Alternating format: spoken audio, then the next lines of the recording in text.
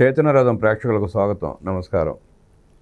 నిన్న జగన్ రెడ్డి గారు press meet పెట్టి మాట్లాడుతూ టీసీఎస్కి రూపాయికే స్థలం ఇవ్వటం ఏంటని నిందిస్తూ రూపాయికి ఇడ్లీ కూడా రాదు కదా అంటూ ఆయన విచిత్రంగా మాట్లాడటం చూసాం. ఆ మాట్లాడటం వెనక కారణాలు ఏంటి, జగన్మోహన్ రెడ్డి పాలన ఆయన చేసిన ఘోరాలేంటో అడిగి తెలుసుకుందాం. మనతో పాటు మన ముందు స్టూడియోలో సూర్యదేవర లత గారు ఉన్నారు. వారిని అడిగి మరిన్ని విశేషాలు తెలుసుకుందాం. నమస్తే లత గారు. నమస్తే. జగన్మోహన్ రెడ్డి నిన్న మీరు మీటింగ్ చూసే ఉంటారు. రూపాయికి ఇవ్వటం ఏంటి, రూపాయికి ఇడ్లీ కూడా రాదు కదా అంటున్నాడు ఆయన. దాన్ని మీరు ఎట్లా విశ్లేషిస్తారు? జగన్మోహన్ రెడ్డి గారు ఆయన ఉన్న 5 సంవత్సరాలు కూడా ఆయన ఏం చేశాడు అంటే ఎవరికి లాభం వచ్చేటట్టు చేసుకున్నాడంటే ఓన్లీ జగన్మోహన్ రెడ్డి గారికి ఒక్కటే లాభం చేకూరాలి. ఇంకా రాష్ట్ర ప్రజలు ఏమైనా అయిపోవాలి, వాళ్ళకు ఉద్యోగాలు అవసరం లేదు, ఇంకేమీ అవసరం లేదు. ఆయన బాగుంటే చాలు. అదే ఆయన 5 ఏళ్ళు కూడా ఆయన చూసుకుంది అదే. ఈ రోజున ఎవరైనా సరే కంపెనీలు పెట్టాలంటే వాళ్ళకి సైట్ ఇవ్వకపోతే ఎలా పెడతారు? సరే, ఇప్పుడు ఏదైతే వాళ్ళకి సైట్ ఇవ్వకుండా 12,000 ఉద్యోగ అవకాశాలు కల్పిస్తున్నారు.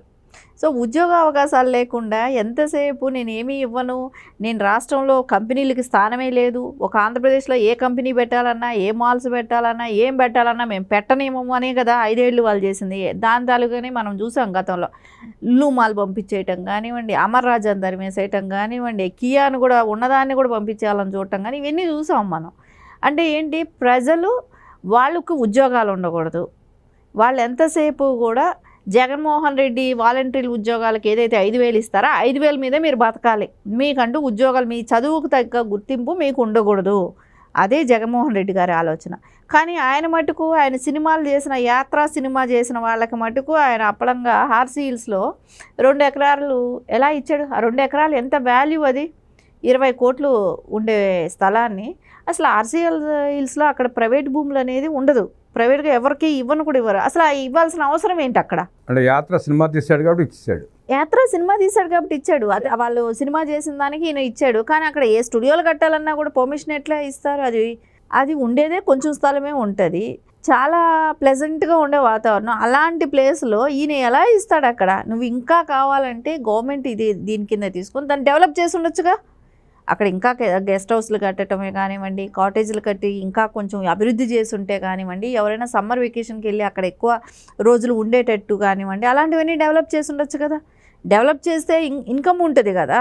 అది చేయకుండా అప్లంగా 2 ఎకరాలు అలా ఎట్టా కట్టబెట్టాడు. ఇన్ని చూస్తుంటే జగన్మోహన్ రెడ్డి ఓన్లీ తెలుసా, ఆయనకి పనికొచ్చే పనిలేకే అది రాష్ట్రాన్ని మొత్తం వాడేస్తాడు. ఆయనకు బాగుపడడం కోసం, ఆయనకి ఎవరైనా పనులు చేసిన వాళ్ళకి పంచడం కోసం రాష్ట్రాన్ని వాడుకుంటాడు.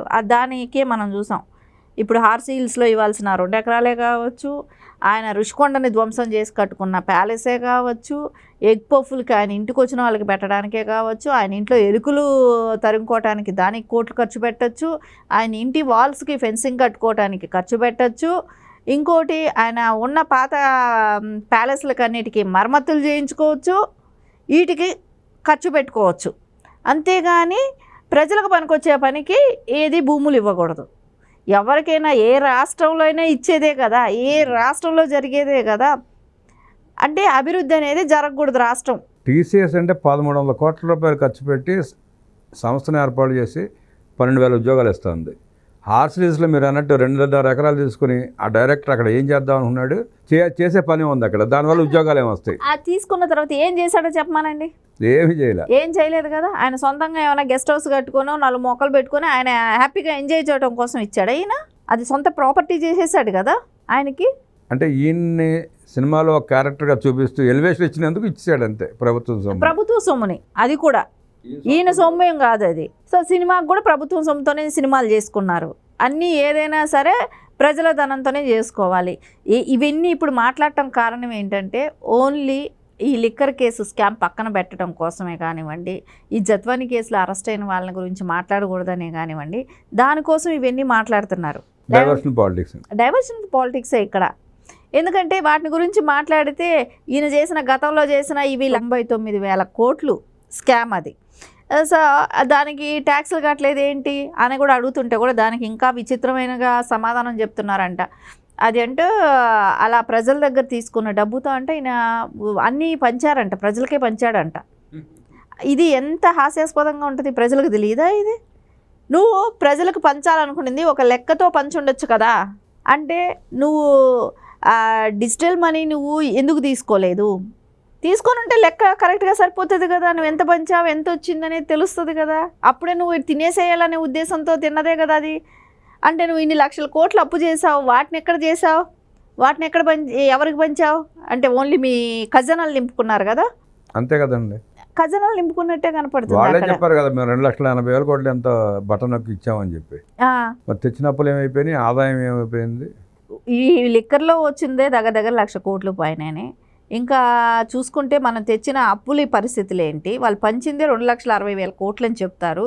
మిగతా డబ్బులంతా ఏం చేశారు, ఇంకా వేరే వాటిల్లో వచ్చిన రాష్ట్ర ఆదాయం ఏమైంది, వీళ్ళు ఇన్ని లక్షల కోట్లు దోచిన సొమ్ములని ఎక్కడ దాచారు. ఒక్కటే మనం ఇప్పుడు చెప్తుంటే కసిరెడ్డి ఒక్కడే కనపడుతున్నాడు. సో ఆయన సుధీర్ రెడ్డి అని చెప్పాడు. సుధీర్ రెడ్డి వెనకాల ఇంకెవరుండి చేయించారు ఇదన్నీ? నిన్న కసిరెడ్డిని ఎంక్వైరీ చేస్తే ఒక జ్యువెలరీ షాపులో ఒక షాపులో 1,000 కోట్ల రూపాయలు బంగారం వజ్రాలు కొన్నారంట. ఇంకా ఇంట్లో అదే అనిపిస్తుంది. ఈ రకంగా వీళ్ళు ఎన్ని వేల కోట్లు లక్షల కోట్లు వీళ్ళు ట్రాన్స్ఫర్స్ చేశారు. మనకు మిథున్ రెడ్డి దగ్గరికి 1,00,000 కోట్లు ట్రాన్స్ఫర్ అయినట్టు చెప్తున్నారు కదా. అకౌంట్ కసిరెడ్డి దగ్గర నుంచి 1,000 కోట్లు ట్రాన్స్ఫర్ అయిందని చెప్తున్నారు కదా అది కూడా. సో వీళ్ళందరూ గతంలో ఏంటి వీళ్ళ పరిస్థితులు ఏంటి, ఇన్ని లక్షల కోట్లకి ఎలా అధిపతులు అయ్యారు? 100 కోట్ల రూపాయలు అప్పు ఇప్పించాను కంపెనీ పెట్టుకుంటాకని చెప్పి విజయసాయిరెడ్డి చెప్పాడు, వాళ్ళిద్దరికి ఇప్పించానని చెప్పి. ఆ 100 కోట్ల నుంచి 1,00,000 కోట్లు జరిగింది వ్యాపారం. అది కూడా విజయసాయిరెడ్డి గారి ఇంట్లోనే వీటి వాటాలు కూడా పంచుకున్నారనేది కూడా చెప్తున్నాడు అతను. సో విజయసాయిరెడ్డి గారు A5గా దానిలో ఉన్నారు, ఎక్కడ A2గా ఉన్నాయని అక్కడ మటుకు A5 అయ్యారు. సో మిథున్ రెడ్డి గారు A4గా ఉన్నారు. సో ఇవన్నీ వీళ్ళందరూ పంచుకున్నారనే కసిరెడ్డి చెప్తున్నాడు. ఇంకా సుధీర్ రెడ్డి అనే వ్యక్తి దొరకాల్సింది ఉంది. సో ఆయన ఎవరికి ఇచ్చాడు? సో ఇవన్నీ దీనిలో జగన్మోహన్ రెడ్డి గారికి వెళ్ళిన వాటా ఎంత? ఇవన్నీ చూడండి మీరు. కొన్ని దువ్వాడ శ్రీనివాస్ని అతన్ని పార్టీ నుంచి సస్పెండ్ చేయటం కానివ్వండి, ఈరోజు ఈ ప్రెస్ మీట్ కానివ్వండి, ఇవన్నీ చూస్తూ ఉంటే ఆ ఇష్యూలు అక్కడ జరుగుతూ ఉంటే ఇదేదో దువ్వాడది ఏదో పెద్ద ఇష్యూ అవుతుంది ఆయన ఆలోచన, ఏదో ఇష్యూ అవుతుంది, అది ఒక్క రోజైనా దీని గురించి డిస్కస్ చేయకుండా ఉంటారు కదా అని చెప్పి ఆయన సస్పెండ్ చేసినట్టు ఏదో రిలీజ్ చేశాడు. దాని గురించి ఎవడు పట్టించుకుంటాడండి? ఎందుకు పట్టించుకుంటారు? అది ఎవరికి అవసరం అండి? ఆయన పార్టీలో వాళ్ళని ఇచ్చేసాడంటే 1 సంవత్సరంగా ఆయన చరిత్ర తెలియని వాళ్ళు ఎవరు లేదు. అప్పుడు ఎందుకు ఊరుకున్నాడు? ఇప్పుడు మటుకు ఆయన్ని తీసి అంటే ఓన్లీ ఇక్కడ ఏంటంటే డైవర్షన్ పాలిటిక్స్. ఆయన గురించి ఏదో ఒకరోజు చర్చ నడిచిందంటే ఈ లోపల వీళ్ళ గురించి మర్చిపోతారు.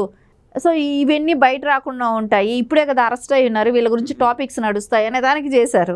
సో తర్వాత నిన్న ఒక ప్రెస్ మీట్ పెట్టి వాళ్ళకి 99 పైసలకే ఎలా ఇచ్చారు, రూపాయికి కూడా ఇడ్లీ రావట్లేదు అని అన్నాడు. నువ్వేదో చేయొచ్చుగా, నువ్వేమైనా అంత ఈజీగా 2 రూపాయలకి ఇడ్లీ పెట్టించావా, ఏమైనా రూపాయికి ఇడ్లీ పెట్టించావా? చెప్పండి. రూపాయి 2 రూపాయల గురించి ఇడ్లీల గురించి మాట్లాడుతున్నారు. అసలు ఉద్యోగ అవకాశాలు ఉంటే వాళ్ళ ఇడ్లీలు వాళ్ళు తింటారు, వాళ్ళు వండుకొని తింటారు. ఈయన కూడా ప్లేట్ పంపిస్తారు కావాలంటే. ఎవరైనా ఉద్యోగం వచ్చిన వాళ్ళు వాళ్ళే ఆయన ఇంటికి కూడా పంపుతారు. సో నువ్వు తినడానికి తిండి లేకుండా చేసావు, వాళ్ళకి ఒక మంచి ఉద్యోగ అవకాశాలు లేకుండా చేసావు. 5,000 రూపాయలు ఉద్యోగంతో మీరు ఇంజనీరింగ్ చేసిన వాళ్ళైనా మీరు 5,000 రూపాయలు ఇస్తున్నాం కదా వాలంటరీ, దానిలో బతకండి అని చెప్పారు. ఈ రోజున మెగా డిఎస్సి వచ్చింది, హ్యాపీగా ఉన్నారు. ఉద్యోగాలు లేకుండా 5 ఏళ్ళు ఒక్క మెగా డిఎస్సి కూడా నువ్వు ప్రకటించలేదు. అది లేకుండా ఈ రోజున మెగా డిఎస్సి వచ్చిన మూలాన దాని మూలాన అందరూ హ్యాపీగా ఉన్నారు. అంటే జగన్మోహన్ రెడ్డి గారికి ఏంటంటే నేను చెప్పే అబద్ధాలు కట్టుకథలు ఇంకా ప్రజలు నమ్ముతున్నారని అనుకుంటున్నారు చూడండి. అది చాలా విచిత్రంగా ఉంది. ఎవరు నమ్మే పరిస్థితి లేదు, అసలు కనపడడం లేదు. ఆయన ఎందుకు అలా ఆలోచిస్తున్నారో. జత్వాని కేసులో అరెస్ట్ చేయటం, పిఎస్ఆర్ ఆంజనేయులను అరెస్ట్ చేయడం కూడా నేరం అన్నట్టు మాట్లాడుతున్నాడు ఆయన. 42 రోజుల పాటు ఆమెను నిర్బంధించి దారుణంగా హింసించిన ఆ ఆంజనేయుల్ని అరెస్ట్ చేయడం కూడా తప్పు పట్టని మీరు ఎట్లా చూస్తారు? కాదండి, ఇక్కడ మహిళ కిందకు వస్తే ఒక్క వైసీపీలో ఉన్న వాళ్ళే మహిళల కింద ఆలోచిస్తారా వీళ్ళు? నాకు అర్థం కావట్లేదు. ఆ జత్వాని అనే ఆవిడని పక్క రాష్ట్రం వేరే రాష్ట్రం మహిళ, సో ఆవిడ మహిళ కాదా అండి? అంటే వాళ్ళ పార్టీలో మహిళలు లేరుగా. వాళ్ళ పార్టీలో మహిళలు లేరంటారా? సరే, భారతిరెడ్డి గారిని ఏదో మాట్లాడాడు అని చెప్పేసి అయితే అందరూ ఇచ్చేసారు కదా. ఈవెన్ టీడీపీ కూడా దాని గురించి మాట్లాడింది, అతన్ని అరెస్ట్ చేయించింది. అదే వాళ్ళకి జరిగిన న్యాయం ఇంకొకరికి న్యాయం చేస్తే ఎందుకు ఒప్పుకోవట్లేదండి? ఇప్పుడు వైసీపీ వాళ్ళకి న్యాయం చేశారు, అదే న్యాయం ఇంకొకరికి కూడా చేయాలి కదా. అప్పుడు ఎందుకు వీళ్ళకి తప్పుగా కనపడుతుంది? ఎవరైనా మహిళే కదా. ఆవిడ చెయ్యని తప్పుకి 42 రోజులు తీసుకొచ్చి నిర్బంధించి వాళ్ళ పేరెంట్స్ని వాళ్ళని తీసుకొచ్చి అరెస్ట్ చేసి వృద్ధుల్ని తీసుకొచ్చి ఏం జరిగిందనేది చెప్పాలి. కొట్టి దుర్మార్గంగా కొట్టి హింసించి ఇన్ని చేసినప్పుడు ఈ రోజున అది వాళ్ళకి లేదా, అది తనను ఒక మహిళగా వీళ్ళు గుర్తించట్లేదా? అంటే ఆలోచన ఎట్లా ఉందంటే, మేము ఏం చేసినా కరెక్టు, మమ్మల్ని ఎవ్వరూ ఏం చేయకూడదు, సో మమ్మల్ని ఏదైనా మాట్లాడితే వాళ్ళ మీద పడటం. అంటే ఇక్కడ ఎలాగో అదుపు లేని, నోటికి అదుపు లేని వాళ్ళు ఉన్నారు వాళ్ళ పార్టీలో. సో వాళ్ళు నోరేసుకొని పడిపోతారు.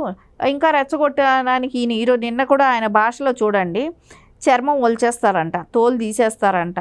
ఏంటి, ఎవరి చర్మం ఎవరు ఒలిచేది?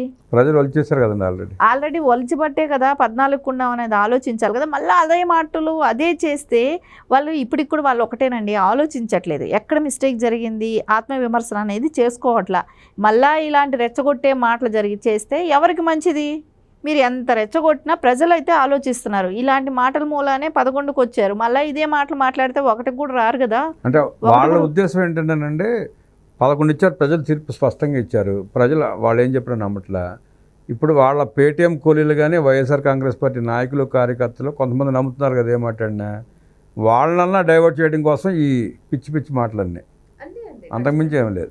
అదే వాళ్ళు అయితే డైవర్ట్ చేయడం కోసం ఇప్పుడు అరెస్ట్ అయిన వాళ్ళని అందరినీ కూడా వాళ్ళ గురించి డిస్కషన్ రాకూడదు, ప్రజల్లో దీని గురించి చర్చించకూడదు, ఇన్ని లక్షల కోట్లు ఇలా తిన్నారా వీళ్ళు, వైసీపీ వాళ్ళు ఆ ప్రభుత్వంలో ఉన్నప్పుడు ఇంత అరాచకం జరిగిందా, ఈ డిస్కషన్ అనేది రాకూడదని చెప్పి ఇలాంటి మాటలన్నీ మాట్లాడటం జరుగుతుంది. పెద్ద నాయకులందరూ వదిలిపెట్టి వెళ్ళిపోతున్నారు, కార్యకర్తలు బోర్డు మంది వెళ్ళిపోయారు. దువ్వాడ లాంటి వాడిని కూడా ఆఖరికి సస్పెండ్ చేసే పరిస్థితికి వచ్చాడు జగన్మోహన్ రెడ్డి.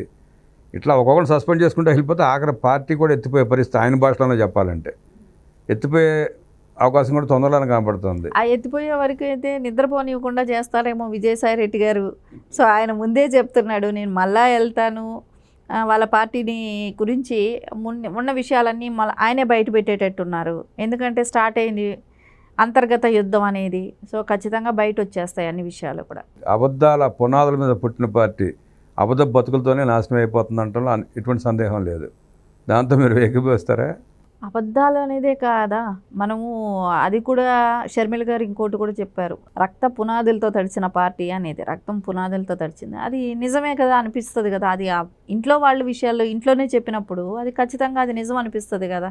ఎవరో బయట వాళ్ళు చెప్పిన మాట కాదు, ఆ పార్టీ కోసం కష్టపడ్డాళ్లే చెప్పారు కదా ఆ మాటలన్నీ కూడా. అబద్ధపు పునాదుల్ని రక్తపు దారులతో కట్టిన ఆ వైఎస్ఆర్ కాంగ్రెస్ పార్టీ కూలిపోవడం ఖాయం అంటూ విశ్లేషించిన లతా గారికి ధన్యవాదాలు చెబుతూ నమస్కారం. నమస్తే.